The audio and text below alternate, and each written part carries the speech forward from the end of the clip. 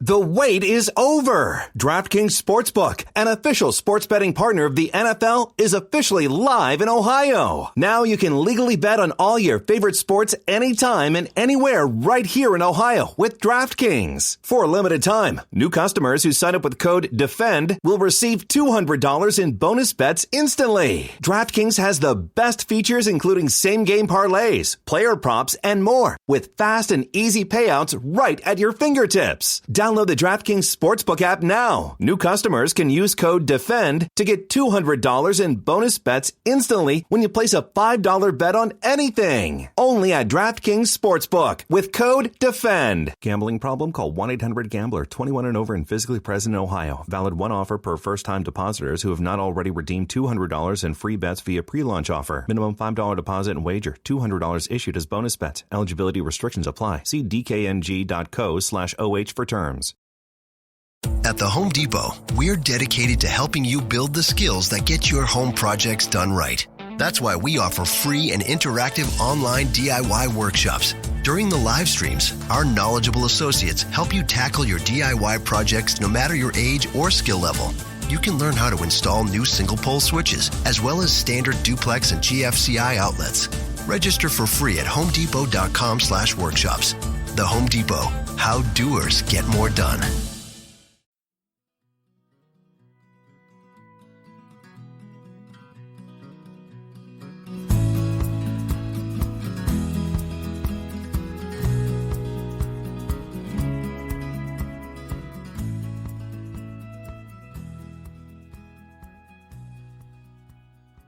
Hey folks, welcome to the Adventure Sports Podcast. I'm your host, Mason Grabley. Today's actually a Throwback Thursday episode to 2016 when we had Emma Timmis on the show.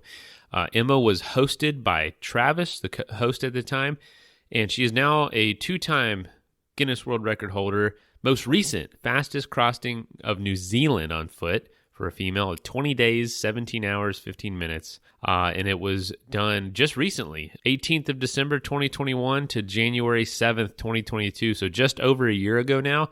Maybe we should have her back on the show again to talk about that. That would be awesome. But this episode is specifically about running across Africa. We're going to hear all about that, what it was like, the crazy challenge, the crazy idea, and just how nuts of an adventure this was. So sit back and enjoy, and we'll be coming at you with a brand new episode on Monday.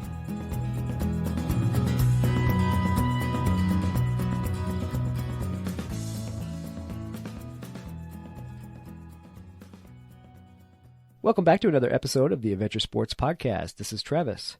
Emma Timmis has led a busy life as an adventurer, including winning the UK's National Adventurer Award in 2015 for her run across Africa, which spanned nearly 2,500 miles over 89 days from the Atlantic Ocean to the Indian Ocean. She's with me today to give us some insight to this and her other adventures. Emma, welcome to the show. Hi, Travis. Thanks for having me.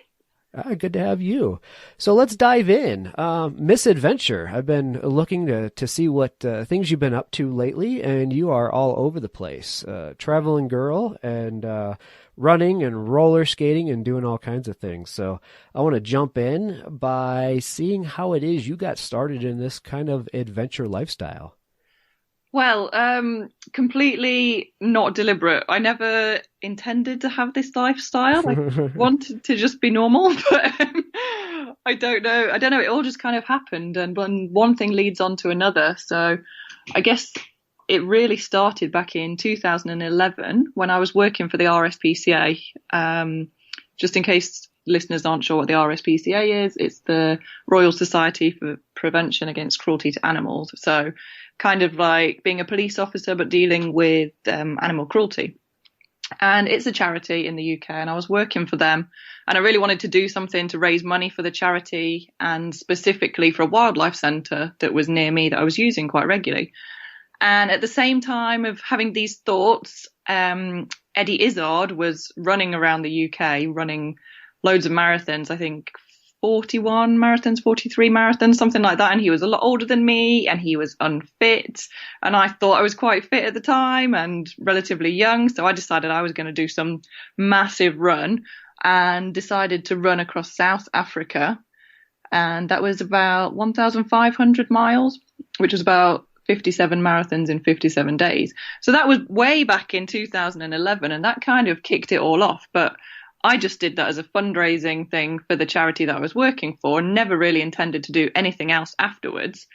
And then went back to work straight after that, just carried on my career. And in 2013, somebody that I knew asked me if I'd be interested in running across the whole continent of Africa for a charity that they were involved with in Zimbabwe.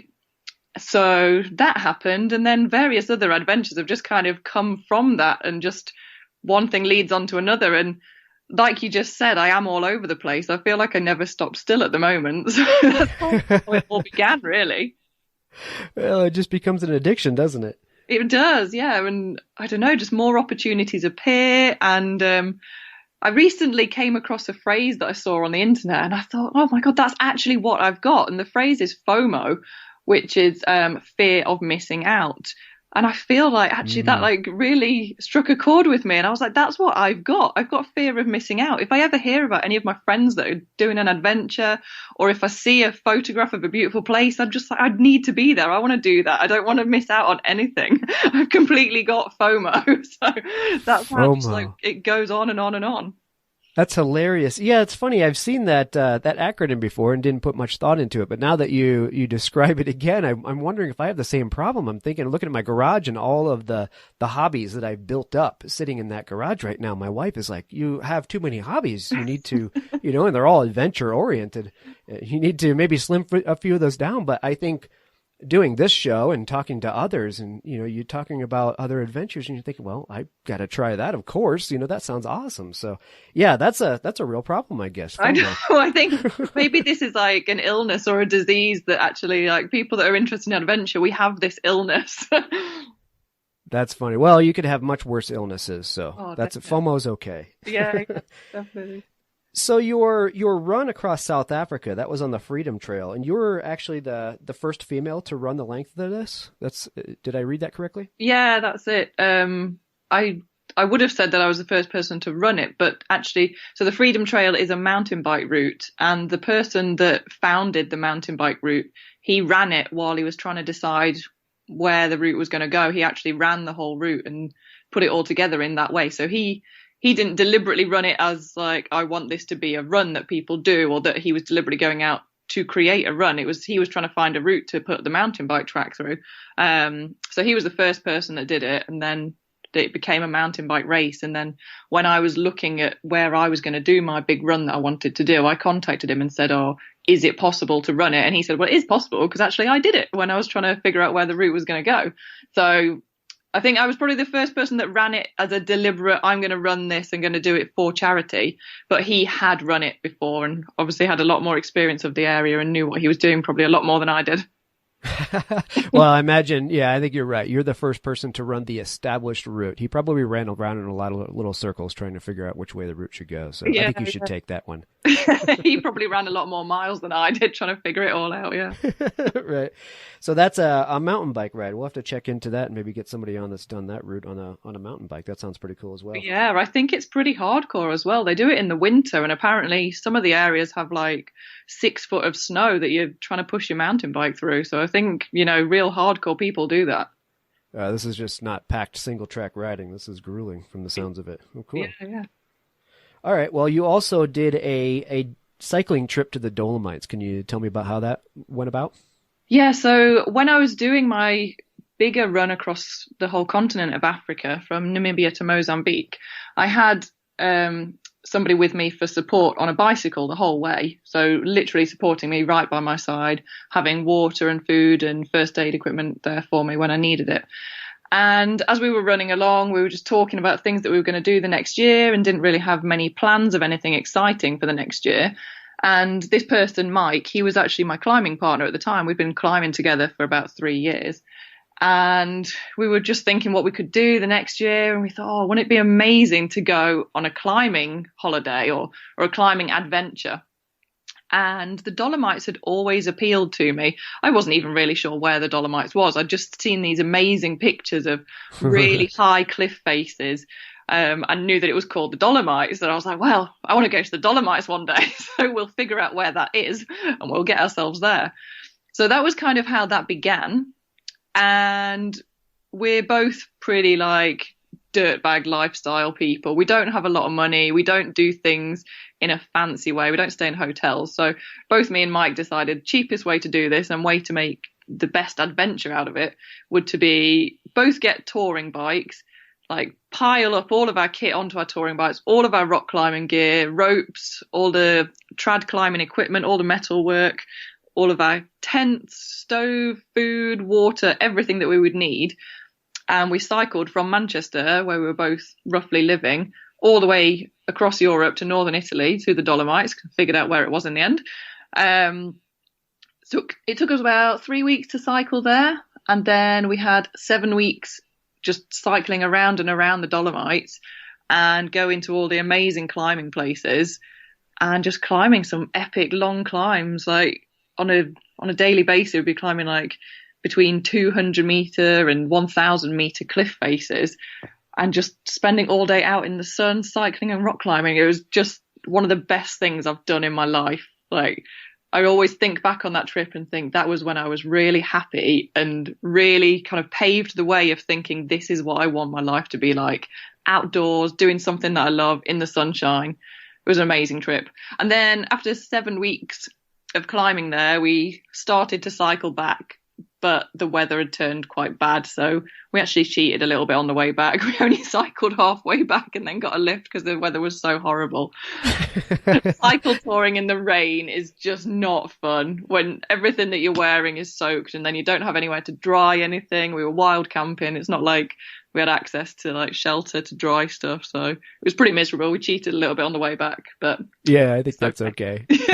Well, the load that you took with all the climbing gear and everything, it must have been heavy enough, but then you get it soaked down by rain and now you're a third heavier. Yeah, it was so heavy. I mean, my bike's 15 kilos before there's anything on top of it. And I think with all the gear, my bike was about 50 kilos. So then, yeah, like you say, when that's wet, it's just not fun. I mean, it's hard enough as it is. I'm only just under 60 kilos. So trying to pedal a bike that's almost the same weight is really hard work. Wouldn't recommend it, really. That's funny. Well, were you, how much of a cyclist were you before taking on this journey? Not particularly a cyclist, really. I've always cycled. It's something that I've always done throughout my life, usually as a way of getting from A to B, because, you know, like I said, I don't really have a lot of money. So I tend to find the cheapest way to do anything. If I was going to work or even going to school, I rode my bike to school pretty much every day. And my brother is currently cycling around the world. And when he left in 2010, he's been going for like 6.5 years, which was never his intention. But when he left in 2010, I went and met him in Turkey, probably about 8 months into his trip. I went and met him in Turkey and cycled halfway across Turkey with him. And just that freedom of being on the bike and deciding where you want to go, or I'm going to stop now and eat some food, or maybe I don't want to cycle tomorrow. I'm just going to rest in this place because it's beautiful.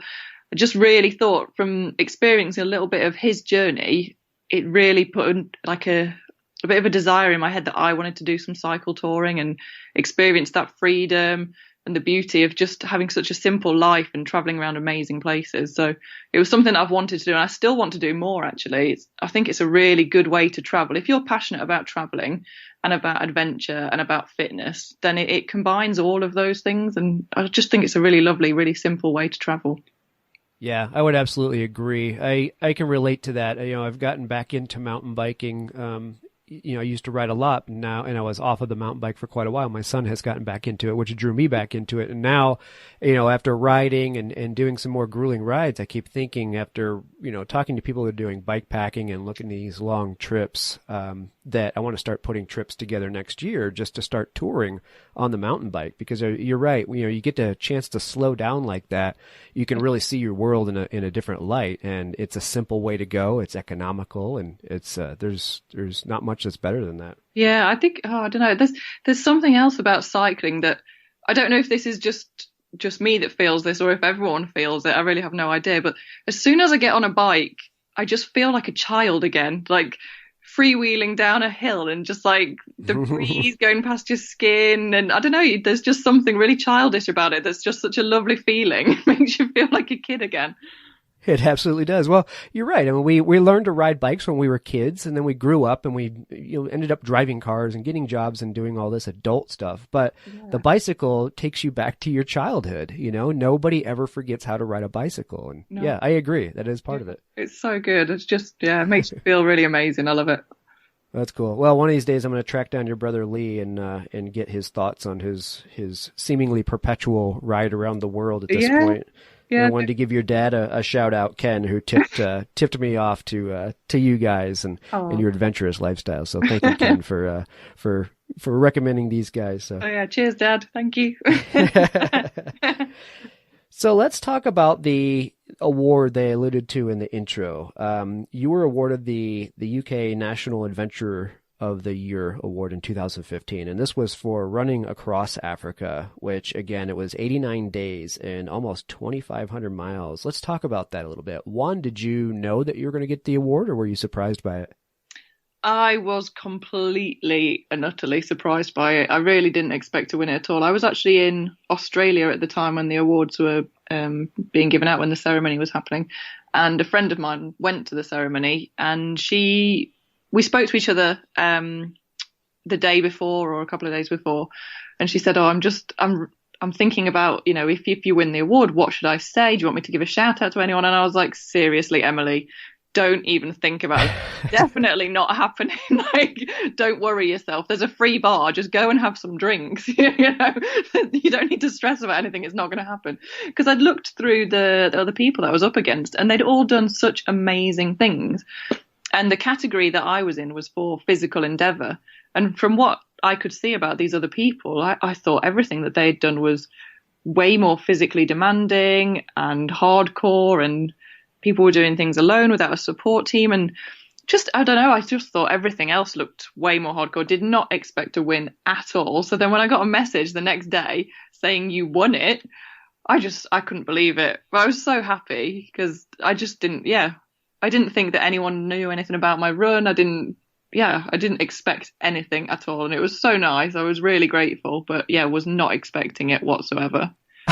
That's cool. Well, at least you had a little bit of an inkling about what it was and that you could be up for it, because I think if I got that notification, I would think it was probably a scammer just trying to figure out how to mail me a big, large check that they were going to somehow take back out of my bank account.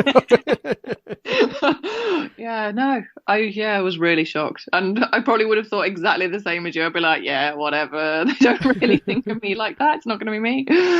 Yeah, no, it was really cool. Let's take a quick message break and hear from the folks that help make this show possible. If eating healthier this new year has got you a little stressed out from the money, from the time, from the research of the recipes, well, guess what? HelloFresh is going to make it easy to eat well and save money this year. Cut back on expensive takeout and delivery and get started with HelloFresh. You'll love how fast, easy, and affordable it is to whip up a restaurant-quality meal right from your own kitchen. Just for full disclosure, I actually had a subscription of HelloFresh the last time our second baby, when he was born, just to take that aspect of getting back to life out of our hands. Healthy food, easy to cook meals arrived right at our door, and I didn't do it forever, but it was so helpful for the time it did, and I think it's going to be really helpful this year with wanting to eat healthier. And it came in so handy for that. So even if you're looking if someone's going through a lot or they just have a lot on their plate, maybe this is something you could gift someone too. That would be an awesome gift to someone who just had a baby or is going through something where, you don't want to buy them fast food or takeout all the time, but you could get them really healthy meals delivered right to their house, and they're very easy to cook, and it's very satisfying to make it yourself. So if you're interested, go to HelloFresh.com/ASP21 and use the code ASP21 for 21 free meals plus free shipping. That's crazy. Again, that's HelloFresh.com/ASP for Adventure Sports Podcast 21, and use the code ASP21 for 21 free meals plus shipping. Holy cow, that's a great deal. Check it out yourself. HelloFresh, America's #1 meal kit.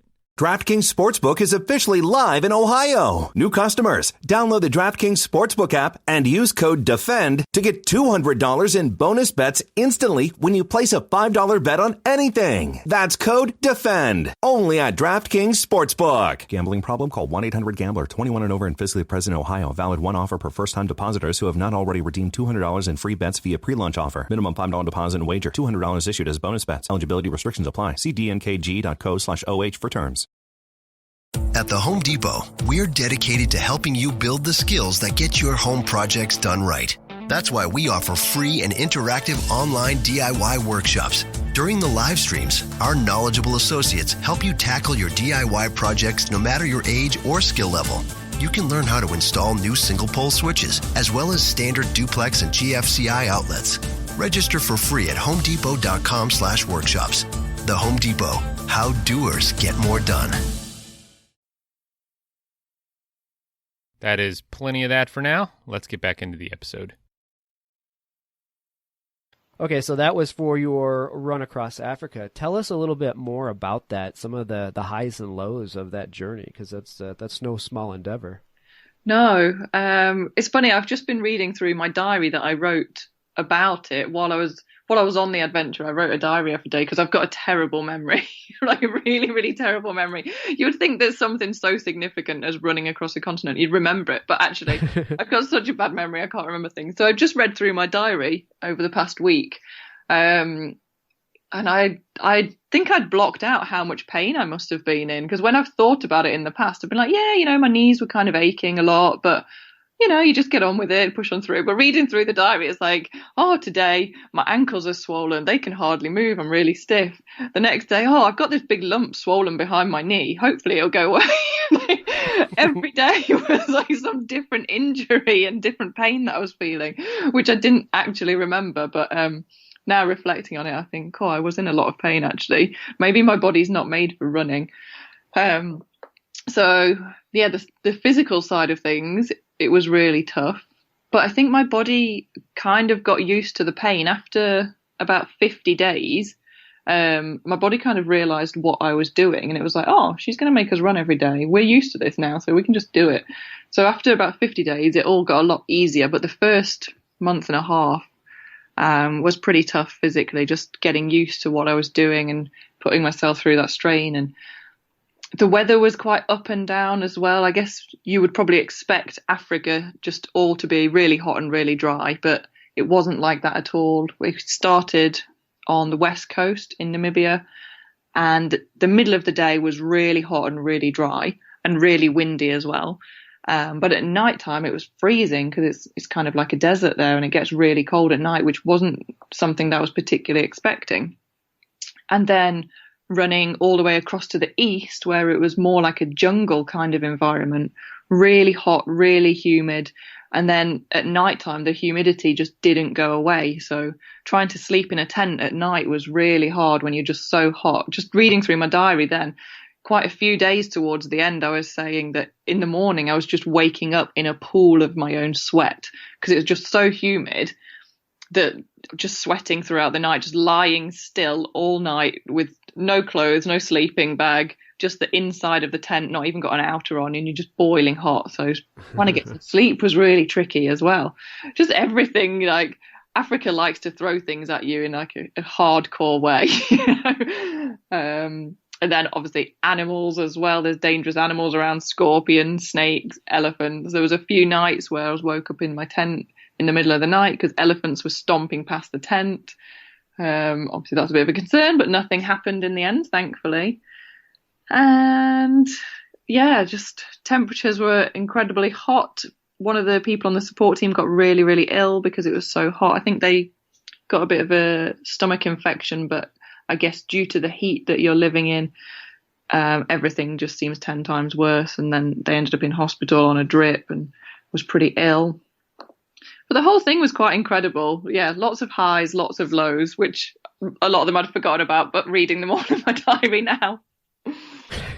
I can't imagine running in heat like that. Like you said, you're just sweating at the end of it. And, most of us go out and we have a hard workout and, we sweat it up, but then you get to come home and have a refreshing shower and, then maybe go out and do it the next day. But to do that 89 days, day after day after day in that kind of heat, and don't really have those facilities. I'm sure maybe you had it a few times along the trip, but for the most part, you don't have it. And to sit there and try to lay in your tent, trying to fall asleep like that would be absolutely miserable. Yeah, it is. And one of the things that I'd actually forgotten about, but recently just reread over, was that I was carrying a running vest with water in, like a backpack with water. But because it was so hot, I was constantly sweating, and then the sweat was drying into the backpack and then forming like salt crystals on the backpack. And that was then rubbing against my back and my chest and then rubbing my skin, and I was getting open sores, and I was having to stop wearing that and ask my cyclist to carry water for me because it was just causing an injury. And then also my running shorts, I had previously been getting a sports massage from one of the support team, but they'd just been using cooking oil because we didn't have massage oil out in Africa. And the cooking oil had actually soaked up into my running shorts. And then the shorts kind of became like a crispy, kind of oily, just horrible mess. And then in the boiling heat in the middle of the day, they were actually burning my legs because the oil was getting so hot in the shorts.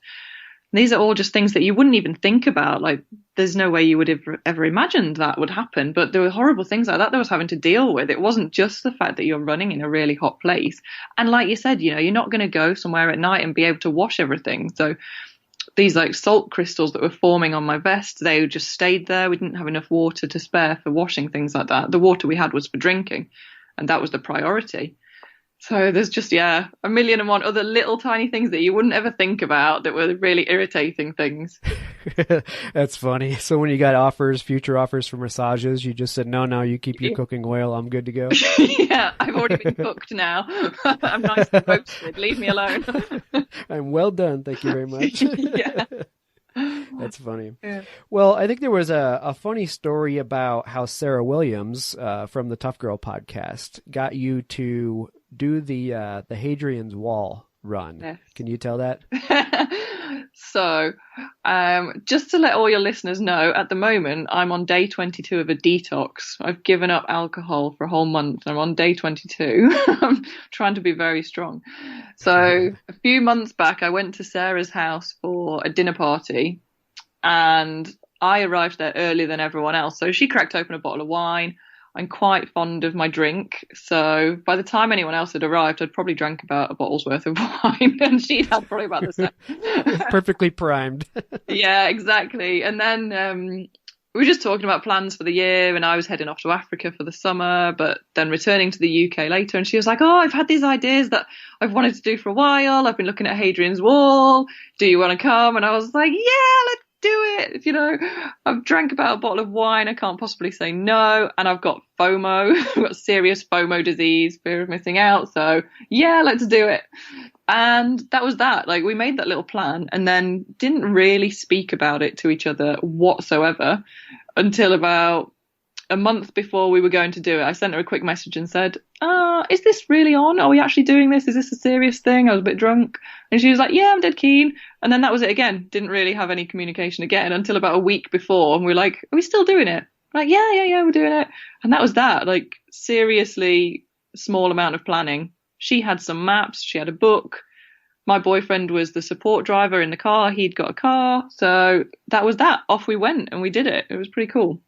It is cool. It's funny. What is Hadrian's Wall? For us on the west end of the world, we most of us don't know what that is. Can you explain that a little bit? Oh, now you're testing my history. So I believe, I'm not entirely sure, but it's a very old historic wall that goes east to west across the UK, but it doesn't actually reach the ocean on either side. I think the wall itself is maybe 50 or 60 miles, but the walk that you do, it's like a well-known walking trail, is 84 miles. So the wall doesn't go the whole way, but I think it was originally a boundary dividing England and Scotland from way back yonder. when they did those kind of things. So the wall is there, and then because there's a lot of history behind it and people like to go to the UK and see all of our historic things, castles and walls, etc., I don't know if it's the National Trust that have done it or some national trail people, but they've created basically a trail that follows the wall, and you can stop along the way and see various bits, and then there's bits of information that you can read up on, and you can also get a little passport thing that you stamp along the way, so it adds a little bit of excitement. You're going to go and get your next stamp, and lots of people walk it. I think most people would walk it in about a week. And along the way, there's lots of bus companies that can move your kit for you, so you don't need to carry a big pack. A lot of people do it carrying a big pack. You can stay in hotels. There's campsites along the way. I guess it's like a very, very small version of like the Appalachian Trail or Pacific Crest Trail, but very, very small version. It's like a British version of that, small and quaint. Yeah, but lots of people do it, and I'd never really been to that part of the country, so when Sarah asked me to do it, I thought that'd be a really good thing to do, because I probably would never have a reason to go to that area otherwise. And finding these trails and then deciding to visit a different part of your own country is a really good way to see somewhere. I think a lot of people, definitely I'm one that's guilty of this, you don't see your own country. You go and travel to different countries to get a different experience and a different climate. And actually, there's amazing things right on your doorstep, but sometimes you just don't appreciate it. Yeah, that's absolutely true. Well, we all get the FOMO disease, and we want to go overseas where everybody else is going, and we forget to look around in our own area. That's true. Exactly, yeah. So I'm trying to make a bit more of an effort to see parts of my own country, because actually it is beautiful. I think just the downside with the UK is our weather. You never know if it's going to be dry for more than a day at a time. Right. Well, you just roll with the punches, get used to it, right? Yeah, I know. I need to get more hardcore, get used to the rain and the cold. Spent too much time in Africa. Yep. Well, you alluded to doing these trips on a budget and just trying to find simple ways to doing them earlier on. Can you give some advice or things that you've figured out for people who want to do these kind of things but don't have a large bankroll or sponsors to fund them? Yeah, I would say like the cheapest way that I've found to do things is to be self-sufficient. I think when people think about doing a different adventure, they think, okay, so how am I going to fly to this place? How can I afford to fly? How can I afford to stay in hotels? Or even cheaper, how can I afford to stay in a hostel? But the way that I've done it is kind of more that you spend a bit more money to start with, which might be spending a decent amount of money on a tent. But then hopefully that tent's going to last you for 10 years or so. I don't know. So that when I go away, I generally don't spend much money on accommodation. I do a lot of wild camping. But then, some people might be comfortable doing that and some people might not be. But that's definitely a way to make it cheaper. And obviously, there's lots of sites like eBay and things like that. You can get cheap equipment now. Most areas have a Facebook page selling outdoors gear, like that people have bought and don't want anymore. So, if you wanted some hiking boots, I recently sold my hiking boots on eBay and someone paid £4 for them. They'd cost me 160 quid. So someone got a right bargain. And I think lots of people must be getting bargains like that. So there are ways to do things. But even, saying that I sold my hiking boots, if you wanted to go on a walk, I don't think you necessarily need hiking boots. I think people often get stuck thinking, I want to go and hike somewhere or cycle somewhere or run somewhere. What equipment do I need? Do I need the best equipment?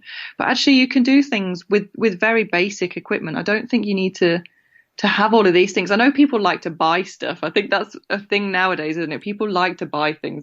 I've noticed all different running gadgets that you can buy nowadays. But I remember when I started running like 20 years ago, I started running because it was cheap and simple. You didn't need to buy anything. You just put your shoes on and off you went. But now there's all these things. I think people like to buy stuff, and maybe that's something that would discourage them from going out and having a cheap adventure because they think I need to buy more things. But actually you can do a lot very cheaply. I've got a stove, like a camping stove. So when I've been on like my cycle trip to the Dolomites, we were just cooking pasta on the stove each night. That's very, very cheap. It barely cost anything to do that every day. Buy yourself a bag of pasta or a bag of porridge, and that can last for, I don't know, a kilo of porridge probably lasts you a week, if not more, for breakfasts. And that's I don't know, a couple of dollars, I guess. So, things can be cheap. If you want it to be cheap, it can be cheap. But I think don't look for excuses not to do it, because an excuse not to do it could be, oh, I haven't got the money. But, you can find things cheaply. You could buy a secondhand bike and just strap your backpack onto the bike and then go on an adventure. You don't need to be buying an expensive bike. You don't need expensive panniers. You can do things cheaply, definitely. Yeah, absolutely true. Good advice. Well, and I think if you watch and you follow the people that always have to have the newest toy, they're always ready to get rid of their old toy, which is new to you and still great quality. Yeah. They're willing to get rid of that cheaply because they need to pay back a little bit of the expensive one they just bought. So watch those people and wait for them to pitch their old stuff, which is perfectly good to use. So good advice. Yeah. Let's take a quick message break and hear from the folks that help make this show possible.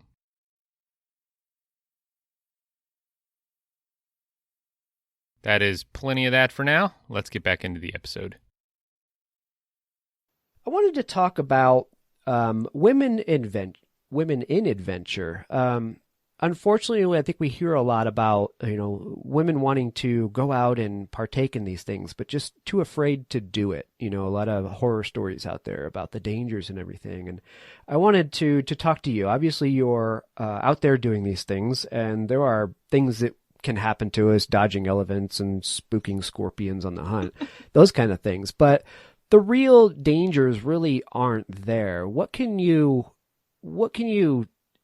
tell the audience about your adventures and make them feel, inspired and safe to get out there and do these kind of things and not hold back because of the fear?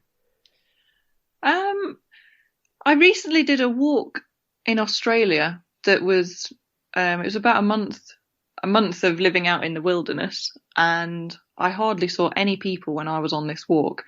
And at night, I was just pitching my tent wherever I finished walking and sleeping there. And I got a message from my mum, a text message from my mum, and she was like, I hope you're sleeping okay and you're not too scared sleeping in your tent alone at night in the middle of nowhere. And actually, I'd been having really great sleep. I'd been sleeping so well, and it hadn't even crossed my mind to be concerned about anything.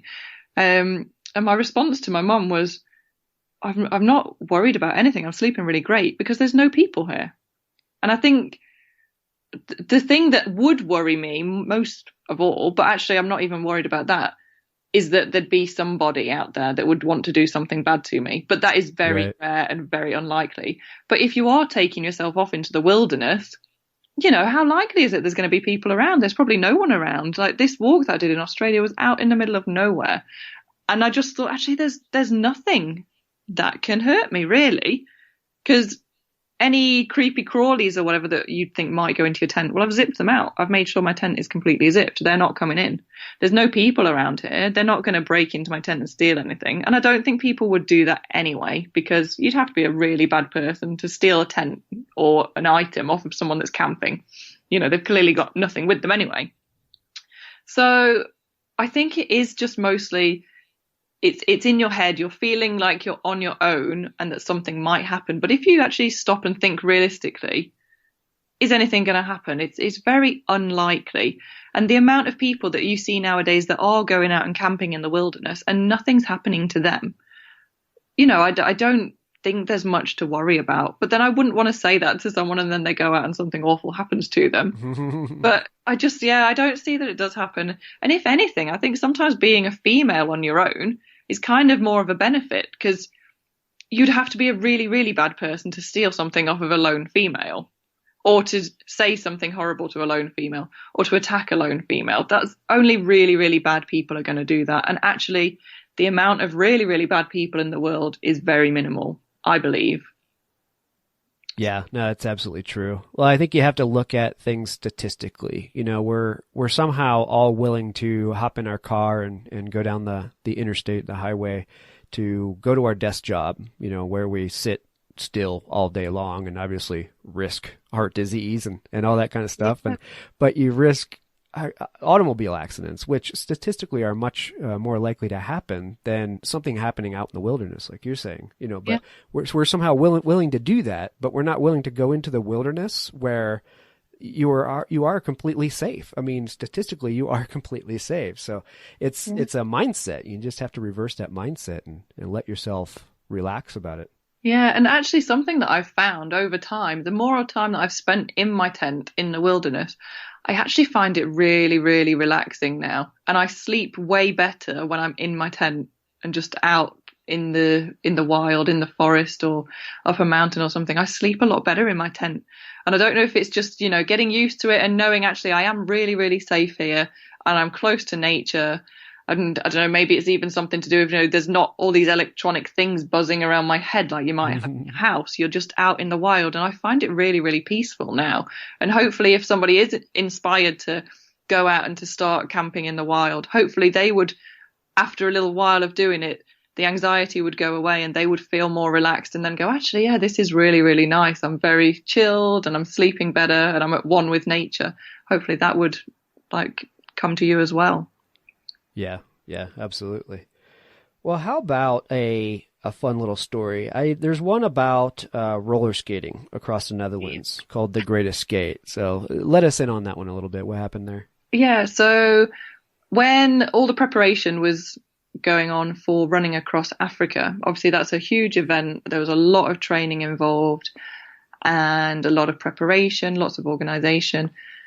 And I was living in Manchester with one of my very good friends, Emily, and we were sitting down in the evening just chatting and saying, it's going to be a real adventure. It's going to be very exciting, but so much preparation has gone into it and it's such hard work. And, I really wanted to encourage women to feel that they can go and have an adventure. Obviously, lots of women have children and they've got childcare issues and need to be around for their kids going to school. And my best friend Emily is the same. She's got a daughter. We were saying, when I've done my run, let's go and do an adventure that's really low budget, really good fun, something that maybe we've not done before, not done for a long time, and a short adventure that you could fit into a school holiday to try and inspire other women to think, actually, I want to have an adventure.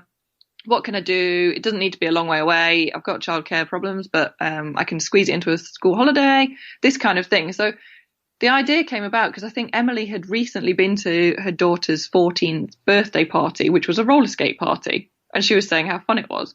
She hadn't been on roller skates other than that at all, I don't think. And I'd been on roller skates when I was younger. I used to quite enjoy it, but I probably stopped doing that when I was about 10. So we kind of put all these ideas together and we thought, well, let's go on a little roller skate adventure. That'll be fun, something we've not done for a long time, but we can learn, we're relatively good at learning things. We're human beings. We can teach ourselves new skills. So we thought, well, where's really flat? Because we don't want to roller skate uphill. No. Where's really or downhill for that matter.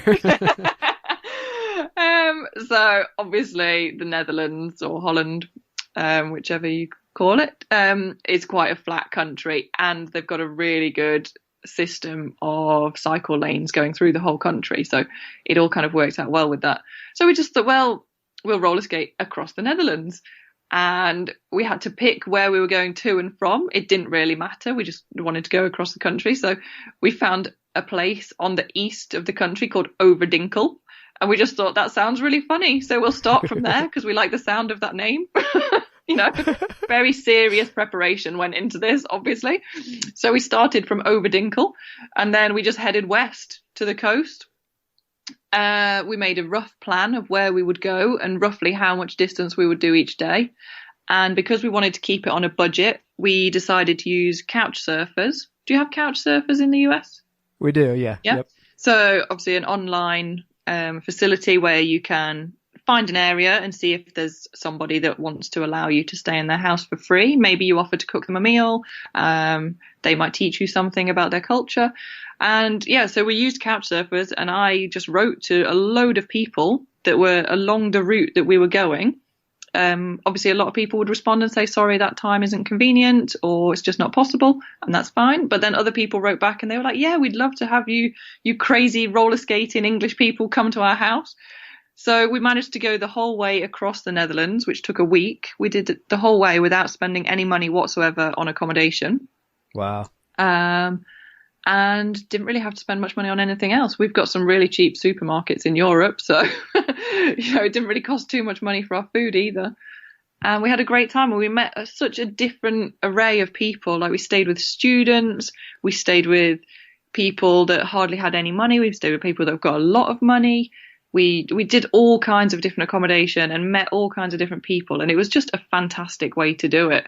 And just a load of fun, really, just roller skating, because it's a bit daft, isn't it, roller skating as an act. So it was just fun. It is, and I love that word daft. Am I allowed to use that over here in the United States? Because I think it's so funny. Yeah, go for it. Okay. Well, there you go. Perfect tip for an inexpensive adventure you can do on your own. You don't have to put much money into it. And I imagine you can probably find roller skates pretty darn cheap on eBay or Craigslist. So good idea. I love it.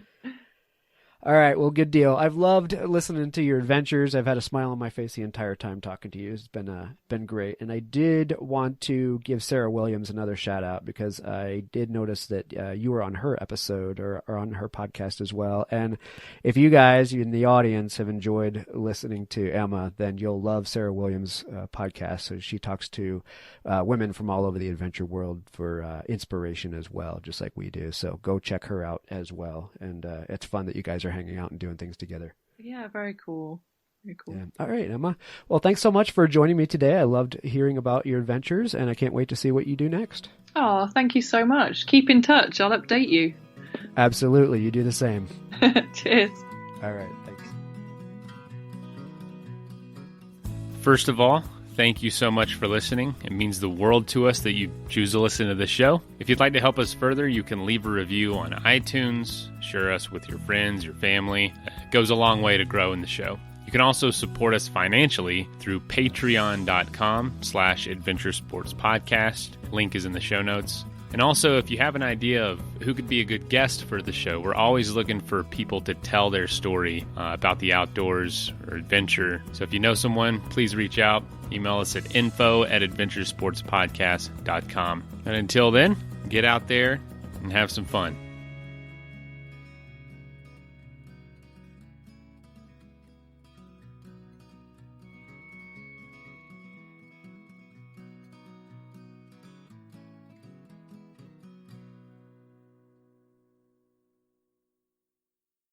At the Home Depot, we're dedicated to helping you build the skills that get your home projects done right.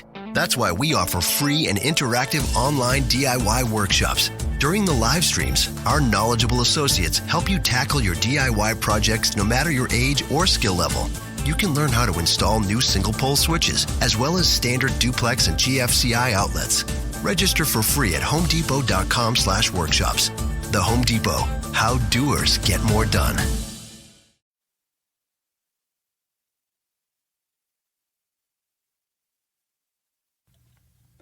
Become a part of the Horton team.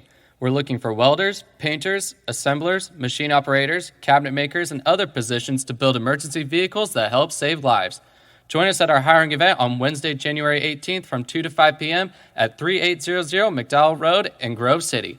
We offer a huge $1,500 sign-on bonus and great benefits such as 401k match, medical coverage starting day one, and much more. For more information on what Horton can do for you, visit careers.revgroup.com and search Grove City.